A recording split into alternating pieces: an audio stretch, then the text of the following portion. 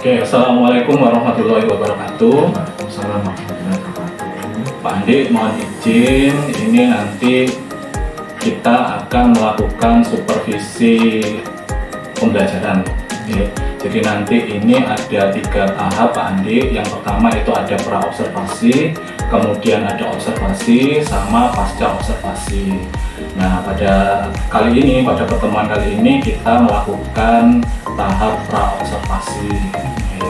Saya minta waktunya sebentar. Nah, kira-kira nanti untuk observasi ini Pak Andi rencananya mau di hari apa Pak Andi? Rencana di hari Selasa. Hari Selasa, tanggal berapa Pak Andi? Tanggal penjadwalannya Selasa itu sesuai dengan yang di sini atau Sesuai bisanya Pak Andi saja. Tanggal 29 ya, siap. 29 Oktober 2024. Oke. Ini nanti mapel yang mau diajarkan mapel apa Pak? gambar bukan. Bukaan. Mata pelajarannya itu konsentrasi keahlian, tapi untuk sub mapelnya itu gambar bukaan. Oh gitu. Konsentrasi Keahlian Berarti ini nanti di kelas berapa Pak? kelas 11 KKB A. Kelas KKB. Oke. Nah, kemudian nanti ketika saya melakukan observasi di kelasnya Pak Andi, nanti tujuan pembelajaran yang mau disampaikan ke anak-anak ini apa saja Pak Andi? Yang pertama, tujuan pembelajaran untuk gambar bukaan ini, Pak, anak-anak saya diharapkan dapat memahami terkait dengan gambar bukaan garis, gambar bukaan bidang, dan gambar bukaan ruang. Seperti itu. Oke, jadi ada 3 ya. Ada 3, Gambar bukaan garis, ruang sama bidang. sama bidang. Oke, jadi ada 3 tujuan pembelajaran nanti yang akan disampaikan ke anak-anak. Ini dalam satu pertemuan ini 3 cukup ya?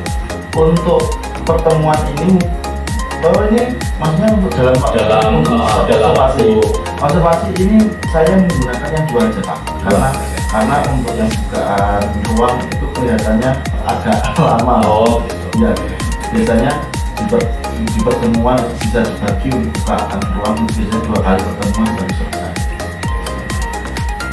Oh ya, ini nanti itu kita melakukan observasinya kurang lebih 2 jam pelajaran Pak Andi ya. 2 jam belajar. Oke, 45 menit jam pelajarannya. Jadi nanti sekitar kalau di 2 jam pelajaran dari total 90 menit. Jadi untuk 2 tujuan pembelajaran tadi bisa nih untuk 90 menit kira-kira siap. Gambar bukaan dan garis dan bidang ya. Bukaan garis dan bidang. Oke, siap. Nanti untuk area pengembangan yang mau dicapai kira-kira apa Pak Andi? Area pengembangan mungkin anak-anak bisa memodelkan atau mempraktekkan untuk dalam kehidupan sehari-hari dalam pembuatan bukaan bidang itu seperti apa dalam model 3D-nya, entah itu menggunakan peralatan seadanya ataupun menggunakan sesuatu yang ada di sekitar mereka seperti itu. Oke, jadi memodelkan untuk membuat gambar bukaan sesuai ini ya di kehidupan sehari-hari. Iya, dengan alat seadanya mungkin ya bisa mencontohkan atau bisa sharing dengan temannya. Kemudian untuk strateginya nanti kira-kira bagaimana untuk membuat ini kan tadi memodelkan gambar bukaan garis dan bidang. Nah, ini kira-kira strategi yang mau diterapkan nanti apa? Mungkin pada saat pembelajaran nanti akan saya contohkan dulu untuk prototipenya seperti itu. Jadi nanti biar peserta didik itu mudah untuk memahami dari apa yang saya sampaikan. Dan nanti setelah itu akan saya minta mereka untuk membuat suatu prototip sederhana dengan bantuan entah itu penggaris ataupun karton yang dipotong berbentuk segitiga. Berarti ini nanti di model pembelajarannya lebih ke apa nih? Project atau apa? Kalau ini memang setiap tahun project Bapak? Project ya? Iya, project. Ada tambahan lagi kira-kira untuk strategi yang mau diterapkan? Selain memberikan contoh prototipe, kemudian membuat prototipe sederhana. Kalau selama ini itu yang saya laksanakan.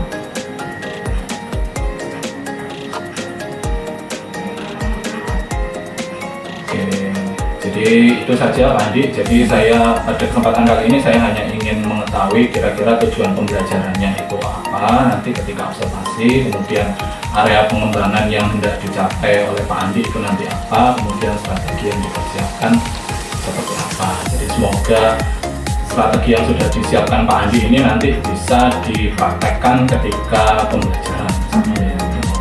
Kemudian tujuan pembelajaran juga bisa tercapai sesuai harapannya Pak Andi. Mungkin ada tambahan aja, mungkin nanti Pak Andi bisa menyelipkan ice breaking seperti itu ketika pembelajaran, karena ini kan 2 jam pelajaran, jadi paling tidak itu nanti ada ice breaking untuk mewujudkan ini kompetensi sosial emosionalnya anak-anak. Jadi kan kita bagaimana kita membuat pembelajaran ini supaya menyenangkan, tidak kaku dan tidak bosan seperti itu. Nah, nanti bisa disisipkan ice breaking, kemudian sama nanti bisa diterapkan terkait budaya positif. Ya, misalkan ketika di kelas itu nanti anak-anak harus lengkap atributnya atau apa, pokoknya Ada pembelajaran atau mengingatkan keyakinan kelas dulu yang mungkin sudah pernah dibuat di awal pembelajaran, mungkin kesepakatan kelas bisa diingatkan kembali. Oke, itu saja Pak Andi, mungkin tambahan dari saya untuk menambahkan ice breaking sama budaya positifnya seperti itu Pak Andi. Oke, terima kasih Pak Andi atas waktunya. Jadi nanti kita ketemu hari Selasa jam berapa Pak Andi?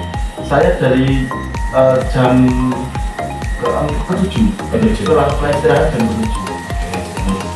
Jadi nanti kita ketemu jam ke-7 ya setelah istirahat. Ya, terima kasih Pak Andi atas waktunya. Jadi ini nanti formnya coba saya print, kemudian saya minta tanda tangan Pak Andi. Terima kasih, saya akhiri. Assalamualaikum warahmatullahi wabarakatuh. Waalaikumsalam warahmatullahi wabarakatuh.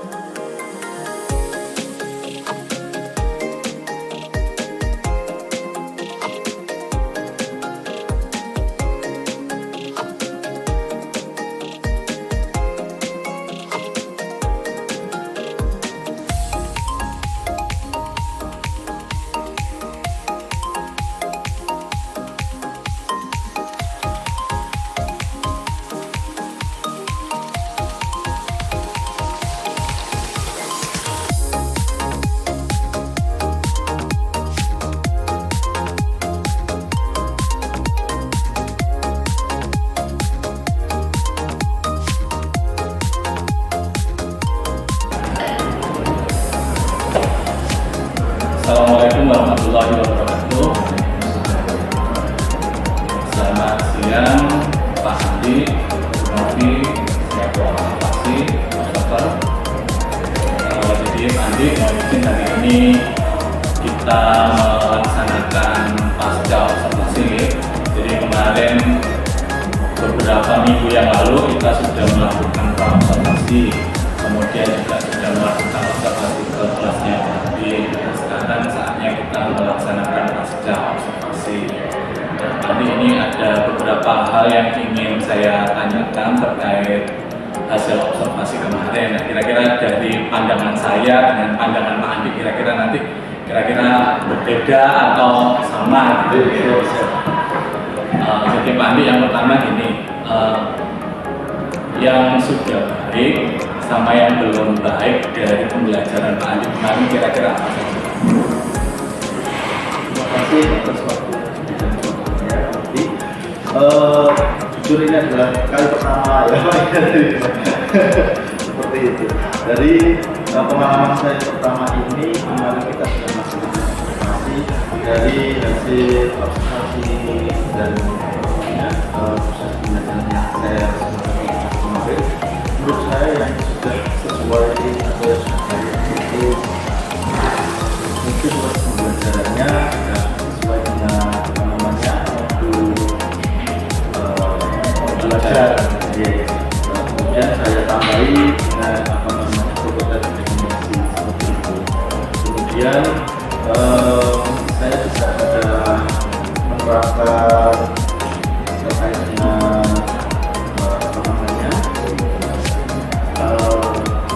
untuk memberikan stimulus kepada siswa peserta didik untuk saling memotivasi terhadap peserta didik yang lain. Kemudian saya juga sudah berusaha untuk memberikan semacam rutinitas pengecekan ya, sebelum mata pelajaran saya dimulai. Saya pastikan dulu dalam ruang belajar itu, dalam ruang kelas itu kondisinya bersih dan tidak ada sampah. Saya minta untuk membersihkan. Kemudian yang paling sering itu saya berusaha untuk membuat mereka itu rapi terlebih dahulu dengan cara mengecekkan atribut, kemudian gaji dan sebagainya. Selama belum sesuai, tidak ada mulai dengan terus mungkin terkait dengan itu Bapak, saya juga biasa mengingatkan kepada anak terkait dengan kita sudah masuk dan kesepakatan kelas. Ya, kesepakatan kelas seperti itu. Nah, juga saya ingatkan kepada anak bahwa nanti yang sesuai dengan peraturan yang ada, rule kita bagaimana, tapi yang beda dalam seperti ini ya, itu mungkin yang menurut saya baik seperti ini. Kalau untuk yang baik ya saya harus pertama yang terkait dengan ini terkait dengan waktu, jadi saya manajemen waktunya juga masih belum ada terpotong di tengah-tengah saat kita observasi. Nah, seharusnya saat mungkin ada kesempatan lain ya. Selanjutnya terkait dengan speaking. Nah, kemarin itu saya belum sempat memberikan speaking yang dapat membangkitkan sosial emosional dari peserta didik seperti itu. Dan untuk desain produk yang yang saya sampaikan kemarin itu, saya belum sempat untuk menjelaskan terkait dengan proses pengerjaan yang sampai mendetail sekali. Jadi saya rasa untuk penjelasannya masih belum begitu. Jadi yang sudah baik kemarin dari pembelajaran Pak Andi, kalau menurut Pak Andi yang pertama itu karena sudah sesuai dengan modul ajarnya Pak Andi. Gitu.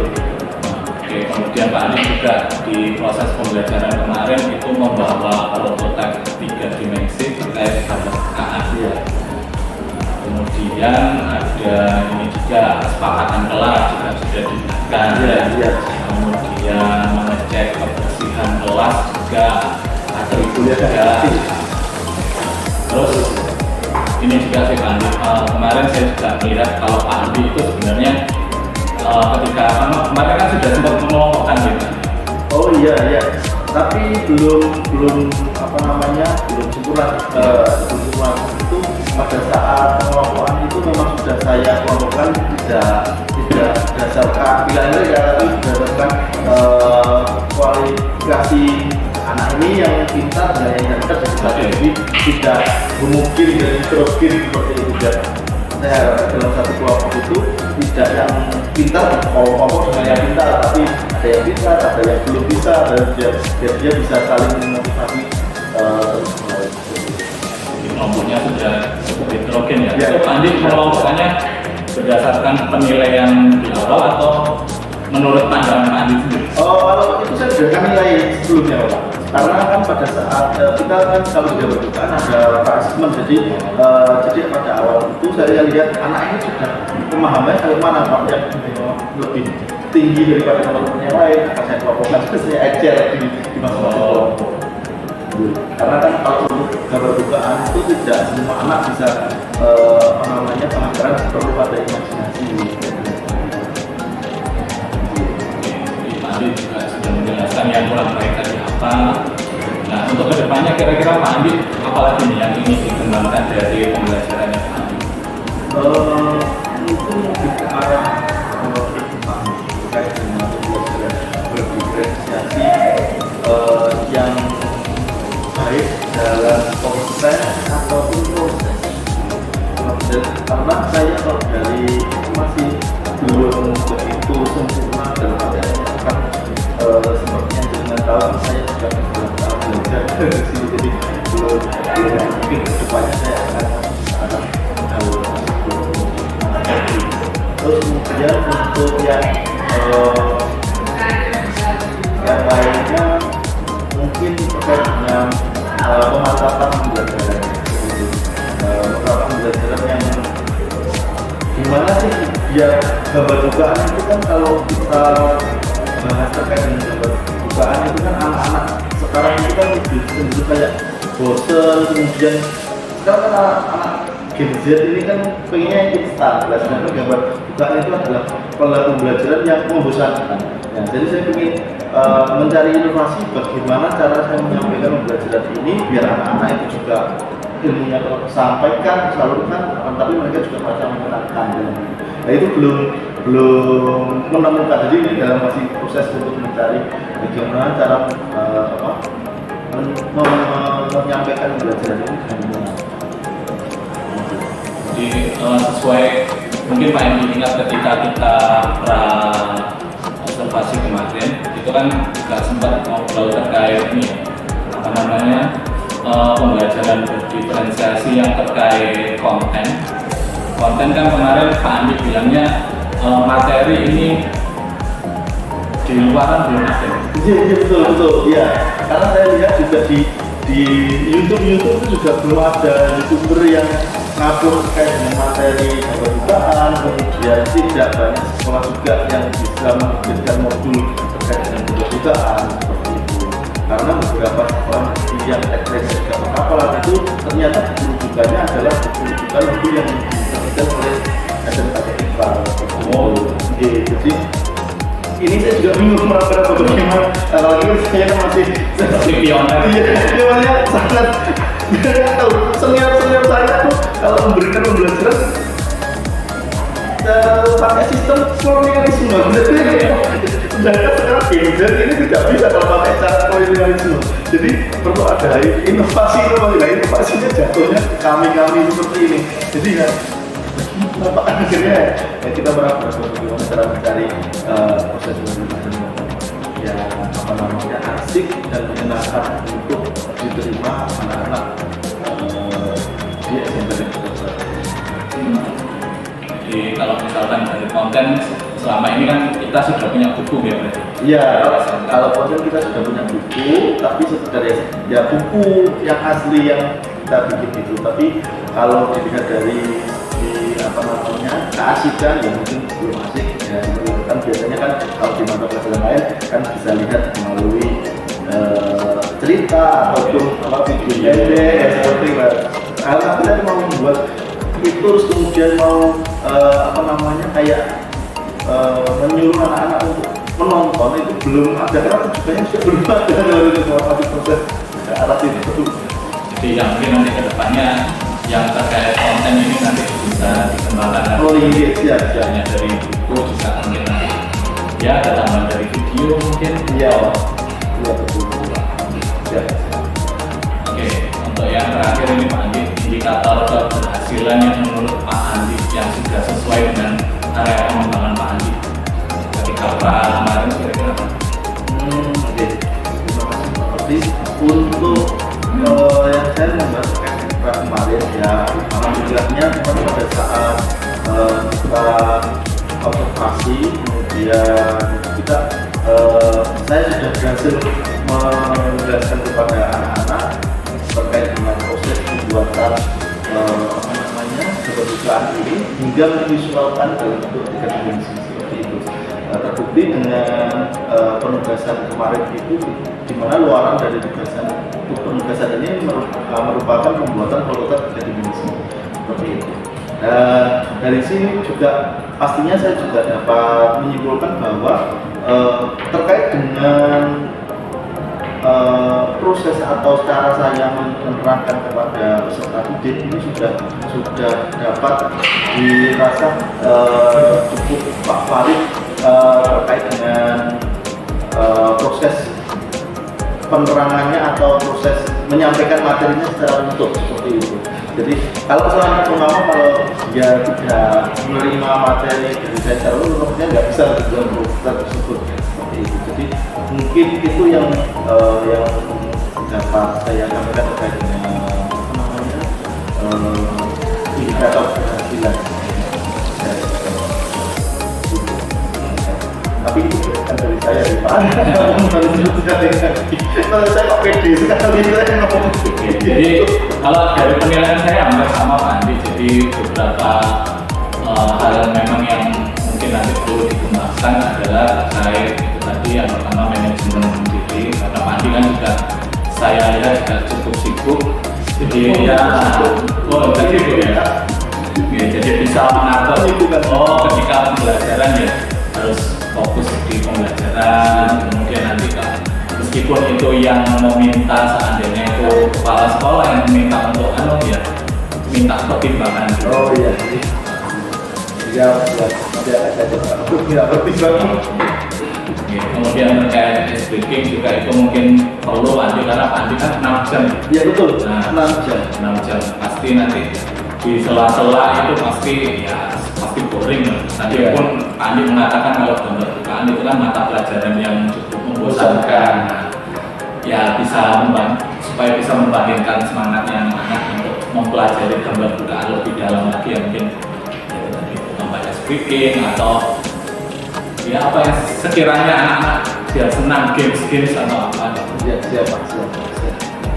Kemudian yang terakhir nanti ini terkait yaitu tadi pembelajaran diferensiasi juga selain kita yang sudah kita bahas adalah konten, mungkin nanti terkait prosesnya juga